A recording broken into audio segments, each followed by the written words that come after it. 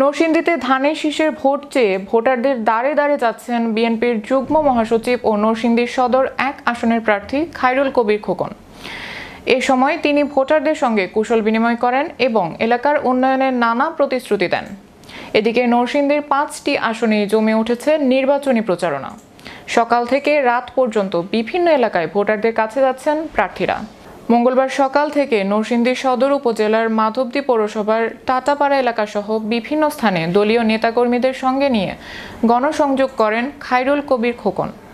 গণসংযোগকালে তিনি বলেন, আমরা আশাবাদী নরসিংদীর ৫টি আসন থেকেই বিপুল ভোটে বিএনপির প্রার্থীরা জয়ী হবেন। ধানের শীষের পক্ষে যে গণজোয়ার সৃষ্টি হয়েছে তাতে স্পষ্ট বোঝা যায় জনগণ বিএনপির পক্ষেই রায় দেবে এবং জনগণের সরকার প্রতিষ্ঠিত হবে। তিনি আরও বলেন, নির্বাচন কমিশন যদি সম্পূর্ণ নিরপেক্ষভাবে দায়িত্ব পালন করে তাহলে একটি গ্রহণযোগ্য নির্বাচন সম্ভব। দায়িত্ব পালনে কেউ গাফিলতি করলে জনগণ প্রতিরোধ গড়ে তুলবে। কর্মকর্তারা, প্রশাসনিক কর্মকর্তারা সম্পূর্ণ নিরপেক্ষ থেকে কিছু কিছু ক্ষেত্রে হয়তো ব্যত্যয় হতে পারে। আমরা আশা করব, আমরা যেহেতু আমরা বড় দল, আমরা বারবার জনগণের প্রত্যক্ষ ম্যান্ডেট রায় নিয়ে আমরা ভোট নিয়ে আমরা দেশ পরিচালনার দায়িত্ব পেয়েছি, আমরা ক্ষমতায় এসেছি অতীতে বরাবর।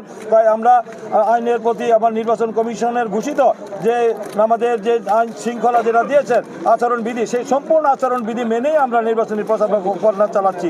তা কেউ যদি নির্বাচনী আচার ভঙ্গ করে তাহলে অবশ্যই নির্বাচন কমিশনের যারা আছেন তারা এটা বিষয়টা তারা দেখবেন, তাদেরকে সতর্ক করবেন, আইনিভাবে যে যা করা দরকার সেটাই করবেন, কিন্তু আমরা আইনের কোনো ব্যত্যয় করছি না।